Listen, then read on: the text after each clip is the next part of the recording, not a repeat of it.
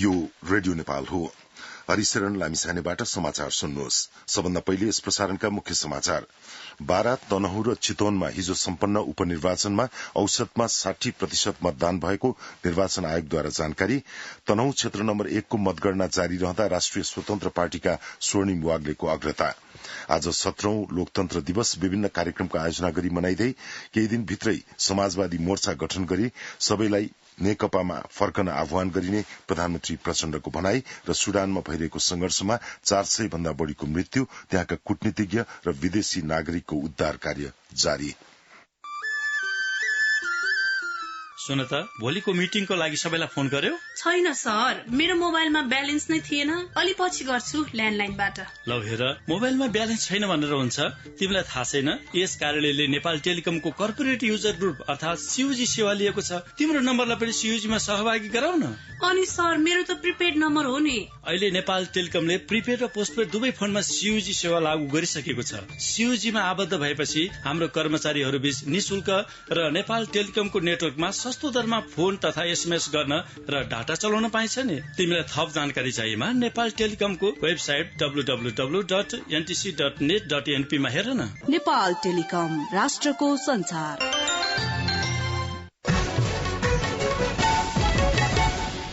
समाचार अब विस्तारमा। प्रतिनिधि सभा सदस्यका लागि 3वटा निर्वाचन क्षेत्रमा हिजो भएको उपनिर्वाचनमा करिब 60% औसत मतदान भएको निर्वाचन आयोगले जनाएको छ। बारा निर्वाचन क्षेत्र नम्बर 2, चितवन निर्वाचन क्षेत्र नम्बर 2 र तनहुँ निर्वाचन क्षेत्र नम्बर 1 को प्रतिनिधि सभा सदस्यको उपनिर्वाचन शान्तिपूर्ण र उत्साहजनक रूपमा सम्पन्न भएको आयोगले जनाएको छ। हालसम्मको प्रारम्भिक विवरण अनुसार बारा निर्वाचन क्षेत्र नम्बर 2 मा 64%, चितवन निर्वाचन क्षेत्र नम्बर 2 मा 63% र तनहुँ निर्वाचन क्षेत्र नम्बर 1 मा 53% मतदान भएको छ। गत मंसिर 4 गते सम्पन्न प्रतिनिधि सभा सदस्य निर्वाचनमा बारा जिल्ला निर्वाचन क्षेत्र नम्बर 2 मा 63.56%, चितवन जिल्ला निर्वाचन क्षेत्र नम्बर 2 मा 67.63% र तनहुँ जिल्ला निर्वाचन क्षेत्र नम्बर 1 मा 54.03% मतदान भएको थियो। हिजो उपनिर्वाचन सम्पन्न भएको तनहुँ क्षेत्र नम्बर 1 मा गए रातीदेखि नै मतगणना शुरू भएको छ। मतगणनाको पछिल्लो विवरण अनुसार तनहुँ 1 को मतगणनामा राष्ट्रिय स्वतन्त्र पार्टी रासोपाका उम्मेद्वार डाक्टर स्वर्णिम वाग्ले दोब्बर मतले बढ़ी मतान्तरले अगाडि हुनुहुन्छ। बिहान 6 बजेसम्म 9246 मतगणना हुँदा वाग्लेले 5019 मत पाउनु भएको मुख्य निर्वाचन अधिकृतको कार्यालयले जनाएको छ। यस्तै नेपाली कंग्रेसका गोविन्द भट्टराईले 2351 मत पाउनु भएको छ भने एमालेका सर्वेन्द्र खनालले 1519 मत पाउनु भएको छ। यो समाचार तयार पार्दासम्म 42 वडा मध्ये 5 वटा वडाको मतगणना सम्पन्न भएको छ। तनहुँ क्षेत्र नम्बर 1 मा 1,23,305 मतदाता मध्ये 52% मत खसेको थियो। यसैगरी बारा र चितवनमा आज बिहान सर्वदलीय बैठक बसी मतगणना गरिने भएको छ। यसै सन्दर्भमा थप जानकारी लिन यतिखेर हाम्रो प्रत्यक्ष टेलिफोन सम्पर्कमा तनहुँबाट हाम्रा संवाददाता किरण श्रेष्ठ हुनुहुन्छ। किरणजी, अहिले मतगणना त्यहाँ जारी भइरहेको छ। 6 बजेसम्मको विवरण हामीले प्राप्त गर्यौं। थप केही नयाँ विवरणहरू आएका छन् कि? हजुर, भर्खरै मात्र अहिले 7 बजेको अपडेट आएको छ। अहिले बिहान 7 बजेसम्मको अपडेट हेर्दा 10,638 मत गनिसकेको अवस्था छ, जसमा राष्ट्रिय स्वतन्त्र पार्टीका डाक्टर स्वर्णिम वाग्लेले 5,900 मत प्राप्त गर्नुभएको छ। त्यसैगरी नेपाली कांग्रेसका गोविन्द भट्टराईले 2,687 भोट पाउनु भएको छ। त्यसै गरी नेकपा एमालेका सर्वेन्द्र खनालले 1,656 मत प्राप्त गर्नुभएको छ। यहाँ कुल 63,757 मत खसेको थियो हिजो भएको उपनिर्वाचनमा। हजुर, अब यो मतगणनाको कार्य 2 ठाउँबाट चाहिँ जिल्ला समन्वय भवनमा जारी रहेको जानकारी हो। जुन रफ्तारमा मतगणना भइरहेको छ, लगभग अहिले 4-5 वटा है 7 वडाको गनिसकेको छ। यो क्रमलाई हेर्दाखेरि आज अबेरसम्ममा सम्पूर्ण परिणाम आउन सक्ने कतिको सम्भावना देखिन्छ? आज अबेरसम्म त होइन, भोलिसम्ममा चाहिँ आउन सक्ने सम्भावना देखिन्छ। किनकि अब यो आज बेलुका भनौँ राति 1 बजेदेखि मतगणना कार्य सुरु भएको थियो। 11:45 बजेदेखि नै सुरु गर्ने भनेर सर्वदलीय मिटिङ भएको बैठकले निर्णय गरेको भए तापनि त्यहाँ अन्य तयारी गर्नु परेको कारणले रातिको 1 बजेको थियो। त्यसपछि 1 बजेदेखि अहिले 7 बजेसम्म 7वटा वडाको गनिसक्दाखेरि लगभग कुनै वडामा धेरै मतदाता र कुनैमा अलिक कम मतदाता भएको कारणले गर्दा थोरै मतदाता भएको वडाहरूमा चाहिँ चाँडै नै आएको छ। त्यसपछि नत्र ठुलो वडाहरू केही वडामा चाहिँ मतदाता धेरै भएको वडाहरू पनि छ। त्यो हिसाबले अहिले भनेको हाम्रो यो भानुको 5वटा वडा गनिसकेको अवस्था छ भने आबु खैरेनीको 1 र 2 वडा गनिसकेको अवस्था छ र अहिले भानुकै अर्को वडा र आबु खैरेनीको वडाहरू पनि गर्ने क्रम जारी रहेको जानकारी गराउन चाहन्छु। यो मतगणनाको क्रममा त्यहाँको व्यवस्थापन कतिको चुस्त दुरुस्त र कतिको सुरक्षित रहेको भन्न सकिन्छ? अहिले एकदम सुरक्षित छ। यहाँ जिल्ला समन्वय समितिको भवनमा प्रहरी प्रशासनदेखि हरेक तवरले सुरक्षित तवरले चाहिँ मतगणना हिजो रातिदेखि नै सुरु गरिएको छ। सबै ठाउँको जिल्लाको तनहुँ 1 भित्रको मतपेटिकाहरू आइसकेपछि नै सर्वदलीय बैठक बसेर हिजोदेखि नै मतगणना जारी रहेको जानकारी।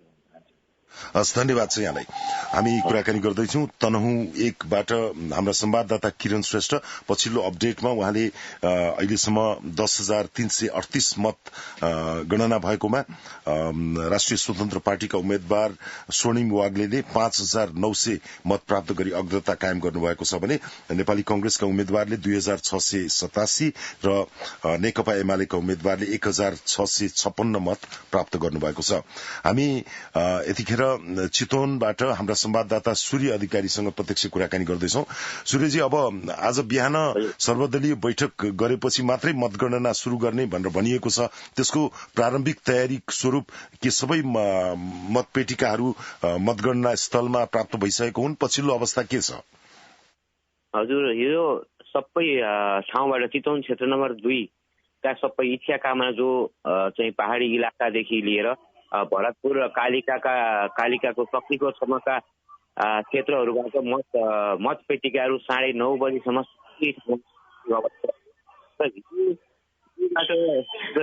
बसेर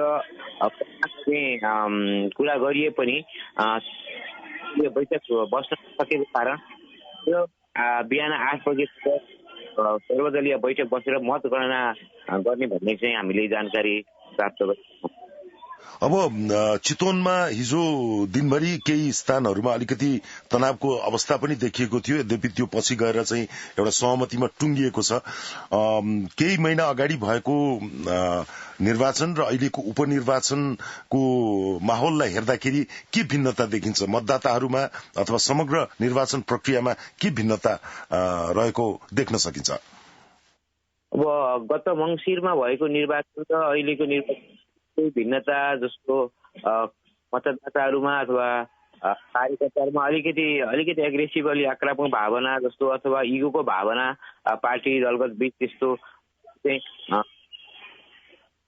अथवा विवादको भावना अथवा आक्रामक एउटा एग्रेसिभ इगोको भावना जस्तो देखिएको छ दलगतको पार्टीहरूको कार्यकर्ताहरू बीच अथवा मतदाताहरू बीच। अब कोही मतदाताहरूमा धेरैमा निराशा, त्यति उत्साहित पनि हुन नसकेको चाहिँ अनुभव गर्न सकिन्छ। अहिले मतगणनाको तयारी भइरहँदाखेरि त्यहाँको समग्र व्यवस्थापनको पक्षलाई कसरी व्याख्या गर्न सकिन्छ? अब हिजो अलिकति विवाद र झडप भइरहेको मध्यनजर राखेर अब सुरक्षा निकाय सुरक्षाका सबै संयन्त्रहरूले अहिले अलिकति चाहिँ कडाई गर्दै सबै आवश्यक ठाउँमा भित्र चाहिँ तार जाली पनि पहिलाको गत मङ्सिरको भन्दा पनि अलिकति व्यवस्थित रूपमा गरिएको पाइएको छ भने बाहिर पनि सुरक्षा संयन्त्रहरू सबै सुरक्षा संयन्त्रलाई अलिकति थप व्यवस्थित र चुस्त बनाएको देख्न सकिन्छ। यो चोकहरूमा, गल्लीहरूमा, बाटोहरूमा प्रहरीहरू, सुरक्षाका अन्य निकायका चाहिँ सुरक्षाकर्मीहरू र अरू चाहिँ के अरे व्यवस्थित बनाएको देखिन्छ। हस्, धन्यवाद छ। हामी कुराकानी गर्दै थियौं हाम्रा संवाददाता सूर्य अधिकारीसँग। चितवन निर्वाचन क्षेत्र नम्बर 2 मा अहिले बिहान 8 बजे पछि सर्वदलीय बैठक बसेर मतगणनाको कार्य अगाडि बढाउने तयारी भइरहेको जानकारी हामीले प्राप्त गरेका छौं। अब हामी 12 क्षेत्र नम्बर 2 मा के भइरहेको छ यस विषयमा जानकारी लिँदैछौं। हाम्रा संवाददाता सिकेन्द्र पासवान प्रत्यक्ष टेलिफोन सम्पर्कमा हुनुहुन्छ। सिकेन्द्रजी, अहिले 12 को मतगणना तयारीको लागि के काम भइरहेको छ यसबारे जानकारी गराउनुहोस् न। हरिजी, अहिले भर्खरै प्रमुख जिल्ला अधिकारी नवराज सापकोटासँग कुरा गरेका थिए र नवराज सापकोटाकै कुरालाई आधार मान्ने हो भने कलैया उपमहानगरपालिका वडा नम्बर 3 स्थित रहेको शैक्षिक तालिम केन्द्रमा अहिले सर्वदलीय बैठकको तयारी भइरहेको जानकारी प्राप्त भएको छ र सो स्थलमा जहाँ मतगणना सुरु हुन्छ सो स्थलमा जनमत पार्टी र जसपाका प्रतिनिधिहरू गइसकेको अवस्था छ भने अन्य दलका प्रतिनिधिहरू आउने कुरा भइरहेको छ र त्यसका लागि उहाँहरूले प्रतीक्षा पनि गरिरहनु भएको छ भने हामीलाई जानकारी प्राप्त भएको छ। हरिजी, अब हिजो दिनभरि जसरी अन्य क्षेत्रमा छिटफुट घटना बाहेक शान्तिपूर्ण तवरले निर्वाचन कार्य सम्पन्न भयो, बाराको समग्र स्थितिलाई विश्लेषण गर्दा के भन्न सकिन्छ? कसरी सम्पन्न भयो हिजोको निर्वाचन? कतिको शान्तिपूर्ण रह्यो? निश्चय रूपमा बारामा हिजो जुन हिसाबले निर्वाचन सम्पन्न भयो त्यसलाई स्वच्छ, निष्पक्ष र धाँधली रहित रूपमा भन्नुपर्छ र म यहाँलाई जानकारी गराउँ, बारामा हिजो 3605 जना सुरक्षाकर्मी प्रचालन गरिएको छ। त्यो भने ठाउँ ठाउँमा पर्यवेक्षकहरूको पनि अनुगमन एकदम प्रभावकारी रूपमा देखिएको थियो भने सुरक्षा संयन्त्र अर्थात् भन्नुपर्दाखेरि प्रमुख जिल्ला अधिकारीको नेतृत्वमा सुरक्षाका प्रमुखहरूको एउटा संयन्त्र बनाएको थियो। कुनै किसिमका समस्या सृजना भएको अवस्थामा इभेन 15 मिनटको भित्रमा सो ठाउँमा पुग्ने गरी त्यो संयन्त्र बनाएको थियो, जसका कारणले गर्दा हिजो समग्र रूपमा भन्नुपर्दाखेरि एकदम शान्ति, निष्पक्ष र धाँधली रहित रूपमा सम्पन्न भएको थियो। हरिजी, धन्यवाद छ सिकन्दरजी। फेरि पनि त्यहाँको मतगणना शुरू भएपछि पछिल्लो अपडेट हामी लिने नै छौँ। यहाँलाई पनि धन्यवाद छ। आदरणीय श्रोताहरू, हामी हिजो सम्पन्न उपनिर्वाचनका विषयमा तनहुँ, चितवन र बारा स्थित हाम्रा संवाददातासँग कुराकानी गरिरहेका थियौं। हामीलाई प्राप्त भएको पछिल्लो जानकारी अनुसार तनहुँ 1 मा मतगणना जारी रहेको छ। 10,338 मत गणना हुँदाखेरि राष्ट्रिय स्वतन्त्र पार्टीका स्वर्णिम वाग्लेले 5,900 मत प्राप्त गरी अग्रता कायम गर्नुभएको यो विवरण यहाँहरू समक्ष प्रस्तुत गर्यौं। 17औं लोकतन्त्र दिवस विभिन्न कार्यक्रमको आयोजना गरी आज देशभर मनाइँदैछ। 2062-63 को जनआन्दोलन सफल भएको अवसरमा विक्रम सम्वत 2064 सालदेखि लोकतन्त्र दिवस मनाउन थालिएको हो। विक्रम सम्वत 2061 माघ 19 गते राजा ज्ञानेन्द्रले शासन सत्ता आफ्नो हातमा लिनुभएपछि आन्दोलनरत 7 राजनैतिक दल र तत्कालीन सशस्त्र युद्धरत नेकपा माओवादीले 2062 चैत्र 24 देखि जनआन्दोलन शुरू गरेका थिए। जनआन्दोलनले 2063 वैशाख 11 गते सफलता पाएको थियो। नेपालमा गणतन्त्र स्थापनाको जगका रूपमा स्थापित भएको आजको दिनलाई लोकतन्त्र दिवसका रूपमा मनाउन थालिएको हो। प्रधानमन्त्री पुष्पकमल दाहाल प्रचण्डले सही नीति र विचारका आधारमा कम्युनिष्ट पार्टीहरूबीच एकताको पहल भइरहेको बताउनु भएको छ। कम्युनिष्ट पार्टीको 75औं स्थापना दिवसको अवसर पारेर नेकपा एकीकृत समाजवादीले हिजो काठमाडौँमा आयोजना गरेको कार्यक्रममा नेकपा माओवादी केन्द्रका अध्यक्ष समेत रहनुभएका प्रधानमन्त्री प्रचण्डले पूर्वाग्रह बिना सबै कम्युनिष्ट एक हुनुपर्ने बताउनुभयो। राष्ट्र र जनताको आवश्यकता अनुसार कम्युनिष्ट आन्दोलनलाई एकताबद्ध गर्नुपर्नेमा जोड़ दिँदै प्रधानमन्त्री प्रचण्डले केही दिनभित्रै समाजवादी मोर्चा घोषणा गरेर सबैलाई नेकपातिर फर्कन अपील गर्ने पनि बताउनुभयो। हाम्रो जिम्मेवारी अहिले पनि के छ, फेरि ती अनुभवहरूबाट शिक्षा लिएर फेरि पनि कम्युनिष्ट आन्दोलनलाई, वामपन्थी आन्दोलनलाई एकताबद्ध गर्ने आवश्यकता र जिम्मेवारी पूरा भयो। अब संघर्ष मात्रै भन्ने होइन, एकता संघर्ष रूपान्तरण, नयाँ आधारमा नयाँ एकता। फेरि पनि हामीले सही विचारको आधारमा, सही नीतिका आधारमा कम्युनिस्टहरूलाई एकताबद्ध गर्ने कुरा जारी राख्नु पर्दछ। हामी त्यही प्रक्रियामा छौं। जो कम्युनिस्ट आन्दोलनको एकता या जनवादी केन्द्रीयताको सिद्धान्त, सामूहिक नेतृत्वको सिद्धान्तको विरुद्ध छन्, उनीहरू एकताको पक्षमा छैनन्। जो हामी त्यसको पक्षमा छौं, हामी अहिले पनि एकताकै पक्षमा छौं। हामी ध्रुवीकरणकै पक्षमा छौं। राष्ट्र र जनताको आवश्यकता अनुसार कम्युनिस्ट आन्दोलनलाई एकताबद्ध गर्नुपर्दछ भन्ने पक्षमा छौं। देशले र जनताले त्यही खोजेको छ। राष्ट्रको स्वाधीनता, राष्ट्रिय एकता को निम्ति पनि कम्युनिस्टहरू एक हुन जरुरी छ।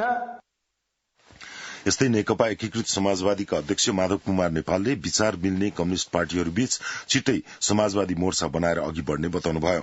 अध्यक्ष नेपालले विचार, नीति र सिद्धान्त मिल्नेहरूको एउटै पार्टी हुने बताउनुभयो। प्रधानमन्त्री पुष्पकमल दाहाल प्रचण्डले नेपालमा बनेका सवारी साधन दर्ता प्रक्रियाका लागि कानूनको मस्यौदा छिटै अगाडि बढ़ाउन तथा प्रोत्साहनको नीति ल्याउन निर्देशन दिनुभएको छ। प्रधानमन्त्री प्रचण्डले हिजो नेपाल सरकारका मुख्य सचिव शंकरदास बैरागीलाई नेपालमा बनेको सवारी साधन दर्ता नभएको भन्ने गुनासो आएको भन्दै नागरिकको गुनासो सम्बोधन हुने गरी दर्ता सम्बन्धी कानूनको तयारी गर्न र नेपाली उत्पादनलाई प्रोत्साहन गर्ने नीति अख्तियार गर्न निर्देशन दिनुभएको हो। परराष्ट्र मन्त्री एनपी साउदले चीनसँग जोडिएको किमाथाङका नाका सञ्चालन गर्ने विषयलाई उच्च प्राथमिकतामा राखेको बताउनु भएको छ। संखुवासभा जिल्लाका प्रतिनिधि सभा सदस्य दीपक खड्का सहितको प्रतिनिधिले परराष्ट्र मन्त्रालयमा हिजो बुझाउनु भएको ध्यानाकर्षण पत्र बुझ्दै परराष्ट्र मन्त्री साउदले किमाथाङका नाका पूर्वको व्यापार व्यवसायलाई प्रत्यक्ष फाइदा पुग्ने नाका भएकाले सञ्चालन गर्ने विषयलाई प्राथमिकतामा राख्ने बताउनु भएको संखुवासभा प्रदेश सभा 1 का प्रदेश सदस्य राजेन्द्र कार्कीले जानकारी दिनुभयो। त्यसअघि प्रधानमन्त्री पुष्पकमल दाहाल प्रचण्ड समक्ष किमाथाङका नाका खुलाउन ज्ञापन पत्र बुझाइएको थियो। कोरोना महामारीका कारण 3 वर्षदेखि उक्त नाका बन्द रहेको छ। राष्ट्रिय तथ्याङ्क कार्यालयले राष्ट्रिय जनगणना 2078 को नगरपालिका तथा गाउँपालिका स्तरीय विस्तृत नतिजा सार्वजनिक गरेको छ। राष्ट्रिय तथ्याङ्क कार्यालय थापाथलीमा हिजो पत्रकार सम्मेलन गरी कार्यालयले नगरपालिका तथा गाउँपालिका स्तरीय विस्तृत नतिजा सार्वजनिक गरेको हो। कार्यालयले सार्वजनिक गरेको तथ्याङ्कमा नगरपालिकाहरूमा बस्ने जनसंख्या 1,92,96,788 अर्थात 66.2% र गाउँपालिकामा बस्ने जनसंख्या 98,67,790 अर्थात 33.8% रहेको छ। समाचार रेडियो नेपालबाट सुन्दै हुनुहुन्छ। अनधिकृत रूपमा प्रकाशन भएको पात्रो, भित्ते पात्रो र गोजी पात्रोको निरीक्षण अनुगमन गरी नियन्त्रण गर्न गृह मन्त्रालयले 77 वटै जिल्ला प्रशासन कार्यालयलाई परिपत्र गरेको छ। पात्रो, भित्ते पात्रो र गोजी पात्रो प्रकाशन गरी बिक्री वितरण गराउने काम पञ्चाङ्ग निर्णायक विकास समितिको गठन आदेशमा उल्लेख भएकाले अनधिकृत रूपमा समितिबाट स्वीकृति नलिई प्रकाशन भएका पात्रो, भित्ते पात्रो र गोजी पात्रोलाई कार्यवाही गर्न मन्त्रालयले परिपत्र गरेको हो। नेपालमा 4% बाल बालिका पूर्ण खोपबाट वञ्चित रहेका छन्। स्वास्थ्य तथा जनसंख्या मन्त्रालय अन्तर्गतको परिवार कल्याण महाशाखाको बाल स्वास्थ्य तथा खोप शाखाका प्रमुख डाक्टर अभियान गौतमका अनुसार विशेष गरी इटाभट्टा, कल कारखानामा काम गर्ने बालबालिका बिरामी भएर कोरोना भाइरसको समयमा लकडाउन र सूचना अभावले ती बालबालिका खोप लगाउनबाट वञ्चित हुनु परेको हो। मन्त्रालयले खोप लगाउन छुटेका बालबालिकालाई खोजेर खोप लगाउनका लागि वैशाख 11 देखि 17 गतेसम्म खोप सप्ताह सञ्चालन गर्दैछ। खोप शाखाका प्रमुख डाक्टर गौतमले 95% बालबालिकामा खोपको पहुँच पुर्याउने लक्ष्यसहित खोप अभियान सञ्चालन गर्न लागेको बताउनुभयो।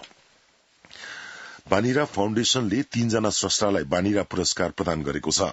काठमाडौँमा हिजो आयोजित कार्यक्रममा बानीरा फाउन्डेशनका संरक्षक शंकर गिरीले नेपाली भाषा साहित्यको श्रीवृद्धिका लागि 7 दशकदेखि काव्य साधनामा निरन्तर समर्पित बैरागी काइलालाई बानीरा प्रज्ञा पुरस्कार समर्पण गर्नुभयो। नेपाली साहित्यका विश्व नारी रत्न डाक्टर बानीरा गिरीका सम्मानमा स्थापित बानीरा प्रज्ञा पुरस्कारको राशि 1 लाख रुपियाँ रहेको छ। यसैगरी नेपाली भाषा साहित्यको श्रीवृद्धिका लागि 5 दशकदेखि काव्य साधनामा समर्पित कवि गोपाल पराजुलीलाई 50,000 रुपियाँ राशि सहित बानीरा पुरस्कार समर्पण गर्नुभयो। भीमबहादुर बोटेलाई पनि 25,000 रुपियाँ राशि सहित बानीरा सेवा पुरस्कार प्रदान गरिएको छ। कोशी प्रदेश सरकारले विपद जोखिम न्यूनीकरण एवं व्यवस्थापनका लागि प्रदेशका 3 स्थानमा मुख्यमन्त्री अत्यावश्यक सेवा केन्द्र निर्माण शुरू गरेको छ। आन्तरिक मामिला तथा कानून मन्त्रालय र सम्बन्धित पालिकाको साझेदारीमा प्रदेश सरकारले सेवा केन्द्र स्थापना गर्न लागेको हो। विराटनगरबाट हाम्रा संवाददाता कुमोद अधिकारीको यो रिपोर्ट। विपद जोखिम न्यूनीकरण एवं व्यवस्थापनका लागि कोशी प्रदेश सरकारले प्रदेशका 3 स्थानमा मुख्यमन्त्री अत्यावश्यक सेवा केन्द्र निर्माणका लागि तयारी शुरू गरेको छ। झापाको अर्जुनधारा नगरपालिका, मोरङको रंगेली नगरपालिका र तेह्रथुमको आठराई गाउँपालिकामा सेवा केन्द्र स्थापना हुने भएको हो। अर्जुनधारा नगरपालिकामा आवश्यक भवन र पूर्वाधार निर्माणका लागि डीपीआर स्वीकृत भइसकेको छ। डीपीआर स्वीकृत भएसँगै सेवा केन्द्र निर्माणका लागि आवश्यक प्रक्रिया अघि बढे गरेको सो पालिकाका प्रमुख प्रशासकीय अधिकृत गीता कुमारी राईले बताउनुभयो। 1 वर्ष अगाडि नै हाम्रो चाहिँ 3टै पालिकाको नगर प्रमुखज्यूहरूसँग सम्झौता भइसकेको रहेछ। 1 बिघा जग्गा पनि हामीले प्राप्त गरेको छौँ। त्यो चाहिँ सरकारी जग्गा भनेर खोला उकास जग्गा भएको कारणले गर्दाखेरि त्यसलाई नापी नालकोटमा यसको प्रक्रिया हामीले सुरु गरिसकेको छौँ। अब त्यो पश्चात चाहिँ हामी जिल्ला प्रशासनबाट निर्णय भइसकेपछि त्यो हामी भूमि सुधार मन्त्रालयमा पेश गरेपछि हामीले यहाँ कामको सुरुवात गर्छौँ। नगरपालिकाको वार्ड नम्बर 2 मा निर्माण हुने सेवा केन्द्रले अर्जुनधारा, कन्काई, बिर्तामोड नगरपालिका र बुद्ध शान्ति गाउँपालिकामा सेवा उपलब्ध गराउनेछ।